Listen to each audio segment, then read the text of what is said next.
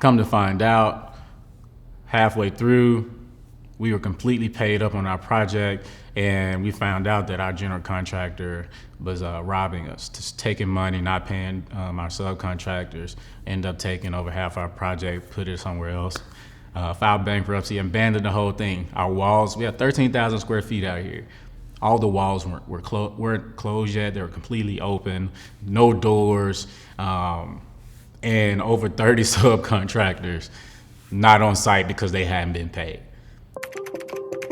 Our mission is to remove all limits where creatives and small business can collaborate and create.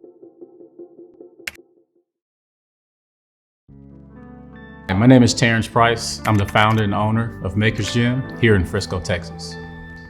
Maker's Gym is a new co-creation space that provides state-of-the-art production space, production equipment, and tools and resources for creatives to grow and nurture their craft, whether that's photography, videography, podcasting, music recording, audiobooks, whatever you want to do and create here, we provide the tools for you to do so.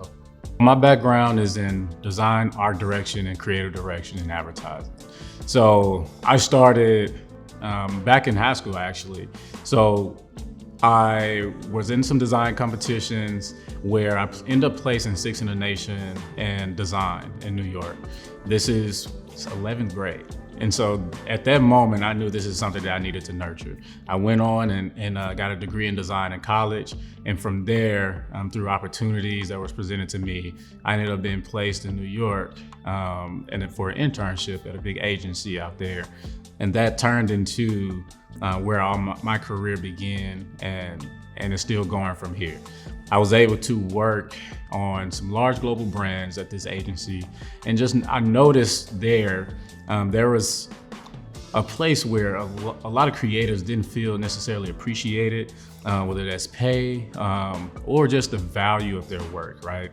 A lot of times in advertising, you have your suits and then you have your creators, right? So that is something, because of that divide, a lot of times, people want to feel appreciated or don't feel appreciated, or you feel taken advantage of. And I feel like at the core of everything, the creators, that's the source, right? And so after being at the agency for a while, I left to build my wife's fashion brand. That was one of the things where we were able to put a lot of pieces together, put a lot of people together in order to scale these projects and do agency level work for a fraction of the cost. I was able to do that just because of the access and the network that I had through experience. But one thing that I did notice is that everyday person doesn't necessarily have that. Because of that access, we were able to take her fashion brand and show in Paris, in LA, in New York, and across the world because of these things. So I was like, hey, I feel like I need to provide this for the world. And so that is really the true base of how the concept of Maker's Gym was created. Writing is not my thing, visual is my thing, concepting is my thing. So I had my original business partner, he helped me put this thing on paper. And from there, once you write your vision and make it plain, that's concrete, right? So now we have to just nurture and feed this thing and continue to operate in faith. And that's what we did, right? So we started with sending our business plan to investors, looking at buildings. Our original thing, at the time I was living in Brooklyn. So we were looking at buildings in Barclays. That was gonna be the first location. But as we continue to develop the concept, continue to talk with investors, we found out that it was a better decision to create a beta test first, a beta test location, since it was a completely new concept that didn't exist anywhere based on how the technology that we use throughout our space works. So we end up coming down to Frisco, Texas to build our first location. It worked well. There were some hiccups along the way, which we'll get into, but staying true to it and being consistent was the key for us. I'll put it this way, we put it on paper 2016, I moved down to Texas 2017, signed the lease for the space in 2018. We didn't open to April 2021. So just to give you some time and skill and how much faith and patience that we had to have in order to get to this place. So as we started to build out, we got our architect in place, we got everything in line, drawings, renderings, everything's in place, ready to go, right? So we like, let's go. We got our architects ready to go. We got our general contractors ready to go. So we started working, right? This is in the heart of the pandemic as well. So everything else shut down. We started construction in March, or actually end of February. We started construction end of February. The US shut down March 15th, or around that time frame, right? Because construction was considered an essential business, we were able to work throughout the pandemic. That all eventually had delays on materials and things like that. But that was the first headache of the construction project, right? Come to find out, halfway through, we were completely paid up on our project, and we found out that our general contractor was robbing us, just taking money, not paying our subcontractors, end up taking over half our project, put it somewhere else, filed bankruptcy, abandoned the whole thing. Our walls, we have 13,000 square feet out here. All the walls weren't closed yet. They were completely open, no doors, and over 30 subcontractors not on site because they hadn't been paid. So what do we do here, right? We're not a quitter. Me and my brother, so my other investor, who's our investor, we're family owned. We just looked at each other and was like, hey, we can't let this thing go. The still moment where I just realized, all right, we just got robbed for half our project, our construction budget. What do we do, right? What do I do? Do I go after these people? Do we find them? These are things that's like, these are human thoughts, right? And so the next day, I started calling subcontractors. I renegotiated those 30 subcontractors, made a deal with them, and we made sure, because a lot of those, they were family owned, so they would have closed if we hadn't made sure that they got something back in order to finish the project. You have people that would have folded based on these people leaving and stealing our money, because it wasn't just our money, it was money paid that was supposed to go to these small companies. So we had the heart to not let these people close. And so what are the next steps? What does that look like for us to recover? Again, renegotiate these contracts to get back on board, get our architect back on board. And then I had to take over as general contractor. I had an amazing superintendent who helped manage the facility while I handled the business and made sure everything was scheduled out. Literally from floor to the ceiling, sound acoustics, recording studios, the equipment, you talking about drywall, whatever it is, I had to learn it all. So going from design and art direction to general contracting, a full commercial facility in a month, that's insane. But when you got faith and you got a faith in your dream and you know what you want, don't let anything stop you. You just keep it going. And that's what we did. And look, that process, it was supposed to be a 4-month construction process, but because of the hiccups, it took about a year. But we're here. That's all that matters. Of course, you can't do this by yourself. Me and my brother, Tory Hunter, we own this thing together. And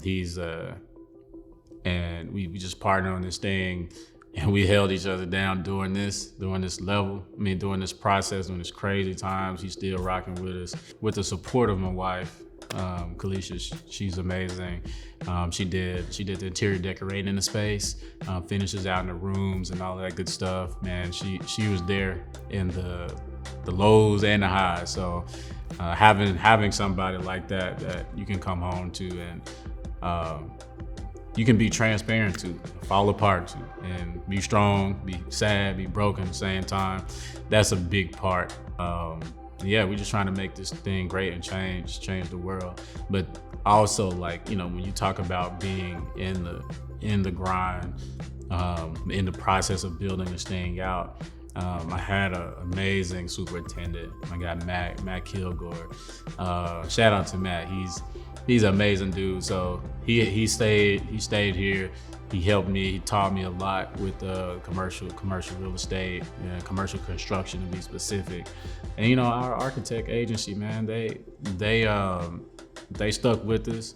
They saw what we was going through, and they pretty much helped us with any resources that they had as well, whether that's consulting companies or different things like that. It's with anything construction, you can never do it by yourself. You're talking about tons of contractors or people on site doing different things, where something as simple as painting a wall, or you'd be surprised how hard polishing concrete is, or how how intensive it is around here. But this stuff is, you know, it's very labor intensive, and it takes a lot of hands on deck.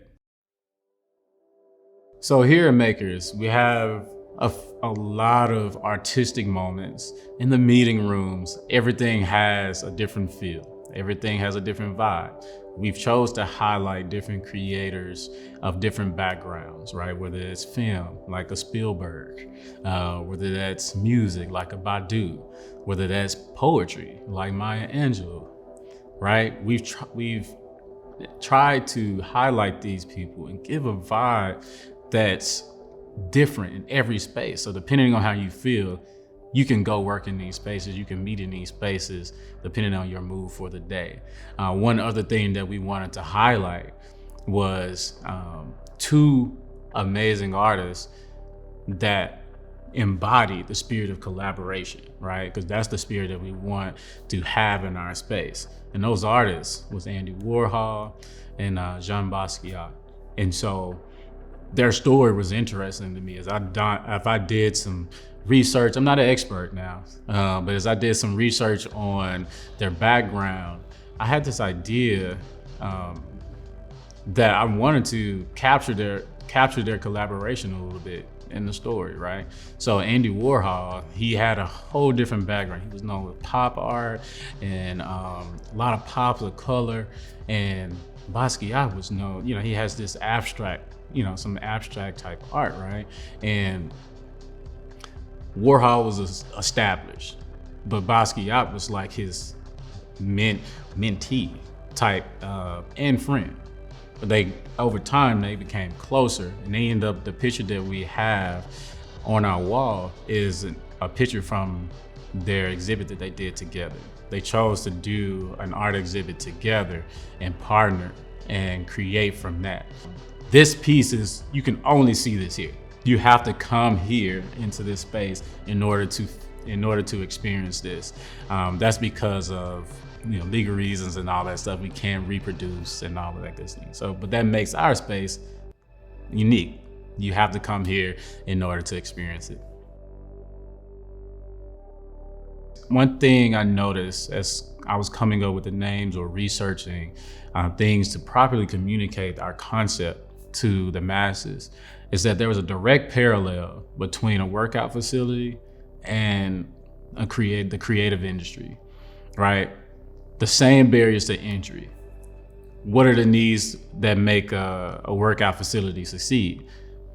The expensive equipment that people can't afford on a regular basis to put in their house, the space that the equipment needs, the training that you need to consistently work out your muscles and all that good stuff, right? But then also the community that you need to continue to stay challenged. That's the exact same barriers to entry in the creative industry, the same needs that the creative industry has. And that was one of the things that we wanted to cater, hence the metaphor, Maker's Gym. The difference to what we say is that it's about the creative muscle, not the physical. Maker's Gym is a global vision. This is just the beginning. Literally, this is just our beta test. I mean, a 13,000 square feet beta test, it trips people out when we tell them, but this is our beta test. This is more than likely gonna be our smallest location. And so once this is where we need it to be, once everything is smooth like we need it to be, which we're almost there, we plan to put this in every major market, not just in the country, but in the world. That is our global vision. Our mission is to remove all limits where creatives and small business can collaborate and create without any issues, without any barriers. And so that is the barriers of a location, the barriers of equipment, the barriers of teams. You have all of that at your disposal.